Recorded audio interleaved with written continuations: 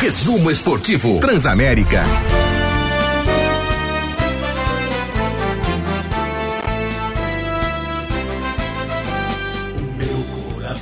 Entra em campo com Mirassol. Que legal, hein? Amarelo e branco. 10h08, voltando com o resumo esportivo aqui na Transamérica, e o Bruno Rota, nosso operador da mesa de som, soltando bonito hino do Mirassol, porque a gente vai conversar com um atacante que foi muito bem no Campeonato Paulista, um dos destaques do Campeonato Estadual como um todo, não só do Mirassol, do Campeonato Estadual. Marcou 7 gols. O Mirassol ficou atrás da Inter de Limeira, empatou em pontuação com o Corinthians no seu grupo, no grupo C do Campeonato Paulista. O Bragantino ficou na primeira colocação e agora o Mirassol vai disputar a Série B do Campeonato Brasileiro. No ano passado ficou na 6ª colocação, quase conseguiu entrar no G4 e neste ano estreia terça-feira contra o Brusque pela Série B. O nosso convidado, artilheiro, é o Guilherme de la Torre, ao vivo, conversando conosco aqui na Transamérica nesta sexta-feira à noite, 10h09. Muito boa noite para você, de la Torre, muito obrigado por participar conosco aqui da programação da Transamérica, viu? Boa noite, é um prazer todo meu. Espero que a gente consiga bater um papo bem legal aí, contar um pouco dessa minha trajetória aí. Bacana. Você tá falando da onde? Da concentração, de casa? Como é que é o esquema do Mozart com vocês, jogadores do Mirassol? Não, eu tô em casa agora, né? Já tô deitado, já coloquei as crianças pra dormir aqui já. A gente treina amanhã cedo, só que o nosso jogo é só terça-feira, então a gente viaja só domingo só. Tá certo, tá com a família, então é a oportunidade do jogador ficar com a família, né? Aliás, o jogador de futebol fica normalmente muito pouco com a família e quando fica tem que aproveitar, né, Guilherme? Não, verdade, né? A gente teve agora essa parada, né? Esse intervalo do Campeonato Paulista, do final do Campeonato Paulista até agora o início da Série B. Tivemos 40 dias, então a família acostumou comigo em casa, agora vai começar os jogos, vai começar a sequência, então praticamente eu não vou parar em casa, né? Mas o tempo que eu tenho, eu tento aproveitar ao máximo com meus filhos. 40 dias já estão te expulsando de casa também, né? Vai jogar, vai viajar, né? Fica um pouquinho fora. Verdade. Já cansaram já de mim aqui já. Mas eu também bater saudade também de voltar a jogar também. Tô brincando. O De la Torre, você já passou por times grandes, está com 31 anos de idade, já passou por Internacional, já jogou no Atlético Paranaense, e você teve umas experiências internacionais interessantes, né? Jogou no futebol inglês, no futebol da Tailândia, e estava no Japão antes de jogar no Mirassol, antes de chegar aqui novamente ao futebol brasileiro. Então fala um pouquinho dessa sua carreira, você falou da gente bater um papo a respeito da sua trajetória é bem diversificada, muitas experiências você viveu no futebol, né? Não, verdade, né? As coisas aconteceram muito rápido pra mim, né? Eu, com 17 anos, eu tava aqui no time da minha cidade, aqui, né? Que eu sou de Rio Preto mesmo, de São José do Rio Preto. Então, com 17 anos, eu tava aqui jogando Campeonato de Série A2 e isso foi em 2010, 2011 eu já tava no Inter de Porto Alegre. Já tava no Inter de Porto Alegre. Então as coisas aconteceram muito rápido, assim, e cada ano eu tava num clube, em algum país diferente, mas foi uma experiência muito boa, assim, né? Eu criei uma bagagem muito, muito grande para poder agora estar jogando em alto nível com 31 anos, podendo desempenhar um bom futebol. Para mim isso é o mais importante. Qual foi o lugar mais estranho que você esteve, mais difícil de você se adaptar? Acredito que foi a Tailândia, né? A Tailândia foi um choque, assim, né, pra mim, cultural, assim, né, porque eu só tinha jogado na Europa, né, antes, e no Brasil, então você vai pra um país asiático, totalmente diferente a cultura, mas foi uma experiência muito bacana, né? Eu passei 2 anos e meio lá, ainda não tinha filho na época, então eu e minha esposa, a gente aproveitou bastante, pôde viajar bastante, aproveitar a família, então isso foi uma experiência muito bacana, assim. Fala alguma coisa de tailandês, Guilherme? Não, só... Já até esqueci, já faz tanto tempo que eu já até esqueci, já. Sim, não e obrigado, geralmente é isso, né? É o básico. Normalmente é o básico e a gente tem tradutor, né? Normalmente nesses países a gente tem tradutor que nos ajuda, né? E, cara, eu tava lendo uma entrevista sua muito bacana em que você citou o principal motivo de você ter voltado do futebol japonês pro Brasil, que foi o seu filho. Queria que você falasse um pouquinho sobre isso, porque é legal a gente... Às vezes, nós da imprensa somos mais acostumados a convivermos com os jogadores, mas às vezes o torcedor acha que o jogador é uma máquina, que o jogador é aquele cara que entra em campo quarta e domingo e depois desliga, né? Vai para um armário, fica ali e só volta no jogo seguinte. Mas jogador é gente, jogador tem família, tem problemas, e eu queria que você falasse sobre essa situação que você viveu, que você vive, que fez você voltar do Japão para o futebol brasileiro. Não, é verdade, né? Eu tava super bem no Japão, assim, profissionalmente, né? Eu tava na segunda divisão, mas tava o time brigando pra subir nos 2 anos, eu fazendo um gol importante, eu desempenhando um bom futebol, né? Eu tava super bem, assim, tinha já aberto um mercado já lá, mas o meu filho tem 5 anos, né? O mais velho, e ele tava com suspeito de autismo, né?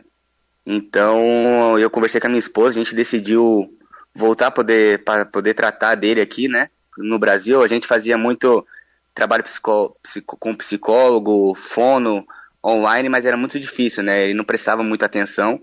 Então a gente decidiu mesmo voltar por ele, para poder ajudar, fazer um intensivo com ele, né? Para poder evoluir, né? E para mim a prioridade é minha família, né? Se eu saber que se eles não estão bem, se eles precisam de alguma coisa, minha prioridade são eles. Então, quando eu conversei com a minha esposa, eu não pensei 2 vezes, né? Eu já comuniquei o clube também, o clube entendeu super bem lá no Japão. O que o meu desejo era voltar para poder ajudar meu filho. E como eu sou aqui da região, aqui eu já tinha trabalhado com o Mozart também no CSA, já conhecia. Então, facilitou muito isso, né? Minha decisão de vir para cá, né? Então, por isso que eu decidi voltar pro Brasil, mas por conta do meu filho mesmo. Qual que é o nome dele? Lorenzo, e tá funcionando? Como é que tá o trabalho com a Fono, com toda a estrutura que você buscou aqui no Brasil? Não, tá super bem, sabe? A evolução dele, a gente até teve agora reunião no colégio, assim, porque eu entendo, assim, a vida dele, cada ano ele tava morando em um lugar, sabe? É muito difícil, assim, ele nasceu no Chipre, né? Quando eu jogava no Apoel, ele nasceu no Chipre, depois moramos em Curitiba, moramos na Tailândia, moramos no Japão. Então, essa mudança também não teve muito contato com outras crianças, isso dificultou muito, assim, né? Então a gente decidiu dar uma pausa mesmo, parar um pouco no Brasil, assim, para poder ajudar ele. Então a gente está com um acompanhamento muito bom, assim, do colégio, com o psicólogo, com a terapia ocupacional, com a fono. Tá todo mundo interligado para poder ajudar ele, sabe? Então, para mim isso é o mais importante. Ele estando bem, assim, e tendo uma evolução muito grande em 35 dias, assim, de colégio. A gente teve uma reunião e o pessoal elogiou, falou que ele é outra criança desde quando ele começou. Então, para mim isso é de muito orgulho, assim, de muita felicidade mesmo, saber que ele tá evoluindo, sabe?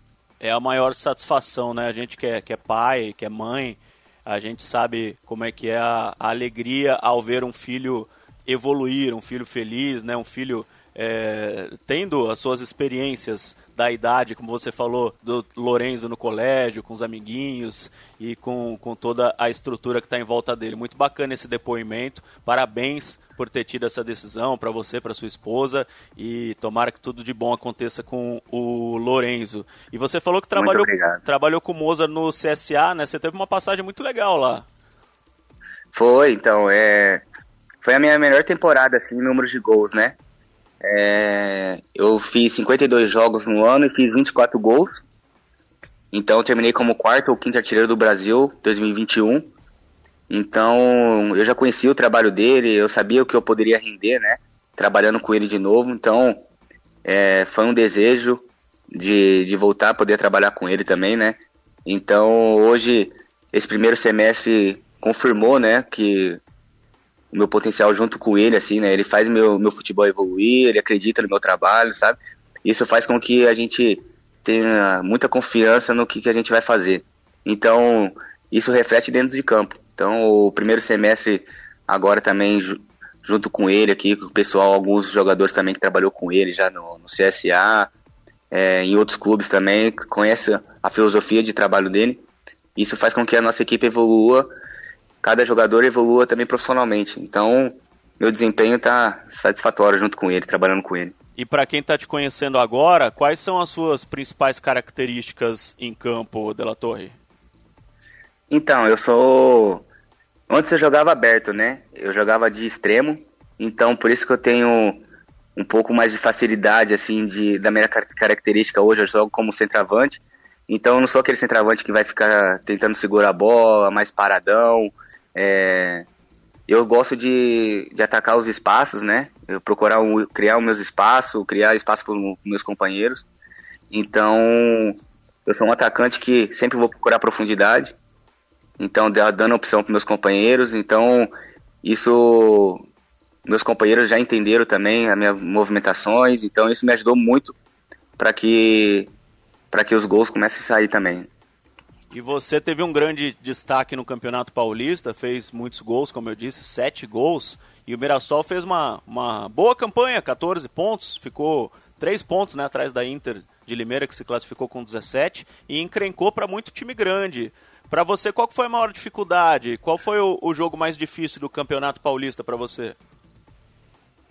Bom, todos os jogos do Campeonato Paulista é difícil, né? Porque de 20 equipes, 11 jogam a Série A e Série B. Então o nível fica muito alto, né? O primeiro semestre é muito forte da competição no primeiro semestre. Então todos os jogos eram muito difíceis, assim. E a maioria dos jogadores também eram jogadores de Série B, então Série A, né? Então todas as equipes estavam muito fortes. Mas alguns jogos assim que a gente sentiu dificuldade também, mais pelo gramado também, porque dificulta o nosso estilo de jogo. Nosso estilo de jogo é muito domínio e passe, né? É o simples, a gente faz... E quando a gente jogou no campo da Portuguesa, a bola estava viva, então tecnicamente nossa equipe não rendeu. Então acredito que os 2 jogos que jogamos contra o Água Santa e a Portuguesa foram os mais difíceis pra gente, pelo nosso estilo de jogo, sabe? Mas todos os jogos assim foram difíceis, né? Pegamos o Santos em casa, com o estádio lotado com a torcida deles, um time favorito, estava super bem na competição, a gente conseguiu empatar, então, que foi finalista do campeonato, né? Então a gente vê com muito potencial para esse primeiro semestre nossa equipe. Você disputou a Série B pelo CSA, né, Guilherme? Disputei pelo CSA, fiz 12 gols na Série B 2021. 12 gols, tá sempre marcando muitos gols. E o que eu ia te perguntar é o seguinte, você falou do Santos, a gente estava até discutindo hoje aqui na programação da Transamérica a respeito de montagem de time para a disputa da Série B. Se é diferente, se o time que vai disputar a Série B tem que contratar jogadores com características de Série B e time que vai disputar a Série A tem que contratar jogadores com característica de Série A, ou isso tudo é uma besteira, não tem diferença nenhuma entre Série A e Série B, na sua opinião, Guilherme? Bom, na minha opinião, acredito que na Série B é um campeonato totalmente diferente da Série A, sabe? O estilo de jogos, os campos são diferentes, as viagens, a logística são muito diferentes, né? Então a gente vê um exemplo do Cruzeiro, né, 2020, quando ele caiu. Normalmente todos os jogadores que eram do elenco era remanescente da Série A, então eles tiveram muita dificuldade. Então a gente vê que precisa mesclar. Acredito que uma equipe que cai da Série A para a Série B precisa mesclar, porque tem muitos jogadores de muita qualidade na Série B que conhecem o campeonato, que já conseguiram vários acessos, jogadores importantes. Então acredito que seja muito que precisaria reformular um pouco, assim, sabe? Mas na Série A eu acho que não. Acredito que poderia ter mais oportunidades, mais jogadores da Série B, porque tem muitos jogadores de qualidade, jogadores que já passaram, tiveram uma base em algum time grande, que jogaram em algum time grande. Então, isso eleva muito o nível da competição. Então, se alguma equipe da Série A for procurar também algum jogador da Série B, com certeza vai chegar para agregar bastante, sabe? Essa é uma opinião que eu tenho, assim, sabe? Claro, aqui mesmo na rádio a gente tem opiniões diferentes, né? Cada um tem uma opinião diferente a respeito do assunto e isso que é legal a gente externar a opinião independente de qual seja ela. Na Série A também tem a questão das arenas, né? Depois da Copa do Mundo foram construídas as arenas no Brasil. Verdade. E quase todos os jogos da Série A são disputados nessas arenas. É claro que tem jogo, nesse ano tem o Criciúma, tem o Juventude, enfim, mas grande parte das partidas acontece em grandes arenas, em grandes estádios, e na Série B não. Geralmente são estádios menores, com o público mais perto, é diferente até o clima dos jogos, né? Não, verdade, né? E a gente vê até pelos horários, né? Pelos jogos, os dias, né? Por exemplo, nossa equipe agora vai estrear numa terça-feira, 9 horas da noite. É difícil ter um público grande assim para assistir um jogo desse. Aqui depois em casa vai ter um jogo numa segunda-feira, 7h30. É diferente assim o calendário, né? Então isso dificulta um pouco também mas claro que vai transmitir pela televisão, isso favorece muito também, ajuda bastante. Mas a diferença da Série A é essa, né? Tem uns times grandes que tem muitos sócios, muitos torcedores que comparecem, que vão assistir os jogos assim, né? Então sempre tem um estádio cheio. Mas o nível mesmo assim de gramado, igual você disse, a maioria dos jogos da Série A são nas arenas que foi feito para a Copa do Mundo. Então o nível eleva, os jogadores tecnicamente são muito bons, então fica um nível muito bom de futebol, então acredito que isso ajuda muito para a evolução do campeonato. Você falou aí dos dias, dos horários. Eu, além de apresentar programas aqui na Transamérica, eu sou repórter de campo e costumo fazer jogo, por exemplo, quarta-noite. Quando tem um jogo na terça, eu acordo na quarta e fico pensando, que dia é hoje? Que dia da semana que é hoje? Hoje é segunda, hoje é... Acontece com o jogador de futebol também, quando joga num dia diferente? Acontece, né? A gente parece que é um dia normal de treino, dia normal, a gente tá andando, o pessoal, todo mundo tá trabalhando, ou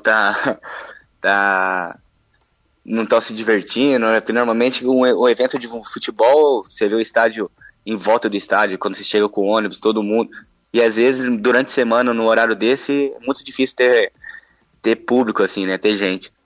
Mas é um pouco estranho, porque a gente joga 9 horas, termina 11 horas o jogo, 11h30, até você sair do estádio, então você vai dormir 3, 4 horas da manhã pela adrenalina do jogo, então, e já tem que acordar no outro dia, então é um horário meio ruim, assim, que eu acho, né, pra gente poder jogar, mas isso tem que respeitar, a gente tem que fazer o nosso trabalho da melhor forma possível, do jeito que for decidido. Imagina o jogador chegando de uma partida de futebol, 2 horas, 3 horas da manhã, e o pessoal falando que tá voltando da balada, esse aí, né? O cara tá voltando do jogo de futebol. Mas, enfim. Verdade. Imagina chegar, tá voltando pra casa, parado na Blitz, mas tá com a roupa do clube, aí normalmente a gente sempre sai com a roupa do clube, então aí eu penso, não, vai descansar, vai. Até o policial vai descansar que é melhor. E como é que é a torcida aí? A torcida cobra bastante, a gente sabe que a torcida do interior é bem diferente. A torcida do Mirassol é aquela torcida que cobra resultados ou é uma torcida mais tranquila? Não, é um pouco mais tranquilo do que as outras, assim. Tem a torcida organizada, tudo certinho, assim, mas são muito pessoas da cidade mesmo, assim, que gostam do clube. Porque aqui no interior, normalmente, a gente torce para os típicos 4 grandes de São Paulo, né? Do estado, né? Então, normalmente, são poucos, são as pessoas mais velhas, ou alguns torcedores que vieram de família, assim, que acompanham o clube já há bastante tempo, então, que torce pelo clube, né? Pela cidade. E isso está crescendo bastante, né? Isso está ajudando muito, por isso que eu acho muito válido a nossa equipe estar na Série B, né? O projeto do Mirassol permanecer na Série B em primeiro momento, né?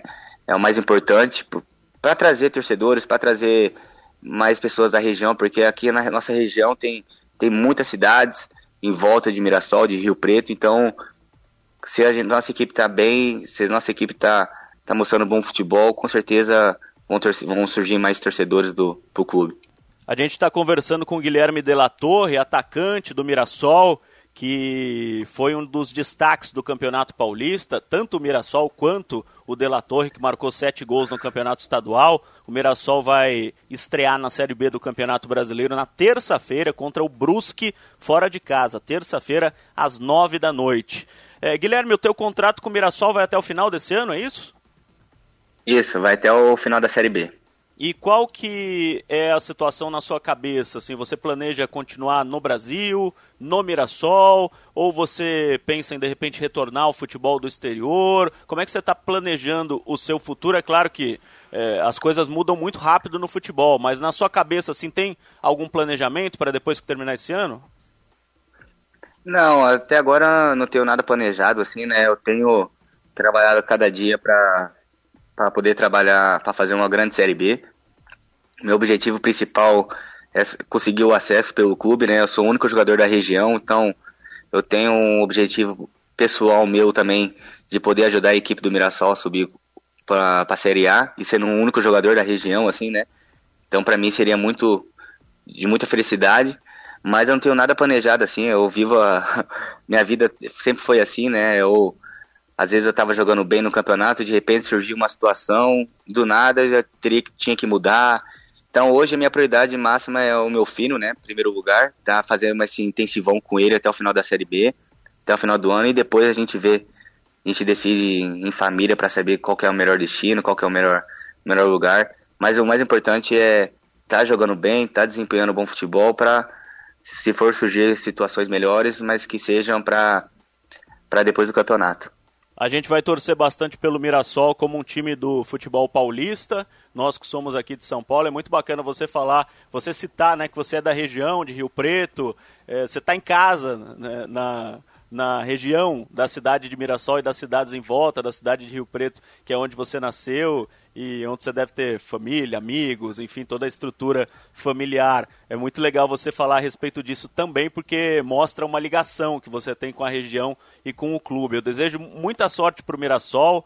Para você, Guilherme, a gente vai acompanhar de perto aqui na Transamérica as atuações do Mirassol, as partidas do Mirassol na Série B e, é claro, os seus gols, que você com certeza vai fazer muitos gols também nessa Série B do Campeonato Brasileiro. E um beijão especial no Lorenzo, que aconteça tudo de bom na vida dele, tá bom? Foi um prazer conversar contigo, Guilherme. Muito obrigado pelo carinho, muito obrigado pelas palavras, né? Eu fico muito feliz pelo esse reconhecimento, assim, né? Eu acredito que vai ser um grande ano para mim. Já está sendo, né? Só de estar perto faziam 13 anos que eu já estava fora de Rio Preto. Então, poder voltar, estando perto dos meus pais, dos meus amigos, o meu filho está numa evolução muito grande, está num clube que está me dando todo o suporte, todo o apoio para mim poder desempenhar um bom futebol. Estou numa equipe também com o treinador que eu tenho muita confiança, que tem muita confiança no meu trabalho, meus companheiros. Então tem tudo para ser um grande ano e eu estou bem esperançoso para que aconteça isso. Tá bom? Muito obrigado, uma boa noite para vocês aí, desejo todo sucesso para vocês também da Transamérica. Um grande abraço. Valeu, Guilherme, muito obrigado, boa noite, bom descanso, bom final de semana, que na terça-feira tem jogo importante, tem Brusque e Mirassol pela Série B do Campeonato Brasileiro. Guilherme de la Torre conversando conosco ao vivo, 10 horas e 32 minutos aqui no Resumo Esportivo da Transamérica. É legal a gente falar sobre futebol, sobre gols, sobre esquemas táticos, mas é legal também a gente conhecer esse outro lado do jogador de futebol, né? O jogador que, como eu disse, não é uma máquina. O jogador não existe só às quartas e domingos. O jogador tem família, tem amigos, tem problemas, e o Guilherme contou pra gente um pouco da situação familiar que fez ele voltar ao futebol brasileiro e também da ligação dele com a região toda de Rio Preto, Mirassol e todas as cidades do entorno. Muito bacana essa entrevista, esse bate-papo, na verdade, com o Guilherme de la Torre, e eu quero agradecer ao João Marcos, da AV Assessoria, que nos proporcionou essa bela entrevista aqui no Resumo Esportivo.